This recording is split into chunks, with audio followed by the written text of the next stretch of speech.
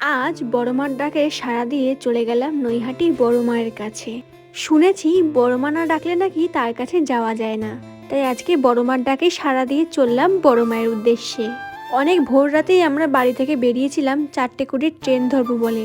তো প্রথমে চলে আসলাম টিকিট কাউন্টারে, টিকিট কেটে নিয়ে চলে গেলাম প্ল্যাটফর্মের উদ্দেশ্যে। আর 4টে মানেই যে কত ভোর, যারা একমাত্র ভোরবেলায় ওঠো তারাই বুঝতে পারবে। আর তার সাথে এতটা শীত পড়ছে সেটা তো বলারই বাইরে। তারপরে কিছুক্ষণ অপেক্ষা করার পর আমাদের ট্রেন চলে আসলো। যেহেতু ভোরবেলার ট্রেন তাই একদমই ফাঁকা ছিল ট্রেনটি।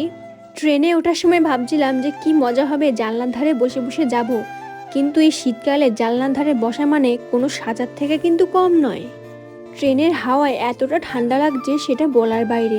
সবাই টুপি পরে থাকলেও আমি আর টুপি পরে আসিনি, আমার খেয়ালই ছিল না। কানে এতটা ঠান্ডা হাওয়া লাগছিল সেটা বলার বাইরে। তারপরে কিছুক্ষণ পর আমরা নৈহাটি পৌঁছেও যাই। এখান থেকে একটা মায়ের জন্য ডালা কিনে নিচ্ছি। কাকুটিকে বললাম তুমি ডালাটা খুব সুন্দর করে সাজিয়ে দাও। এখানে বাকিরা ডালা নিয়ে নিয়েছে, আর আমাদেরটা যেহেতু একটু সাজিয়ে দিচ্ছিল তাই একটু সময় লাগছিল। মায়ের ডালাটা কিরকম লাগছে অবশ্যই কমেন্ট করে জানিও কিন্তু। তো চলো দেখা হচ্ছে আবার নেক্সট পার্টে।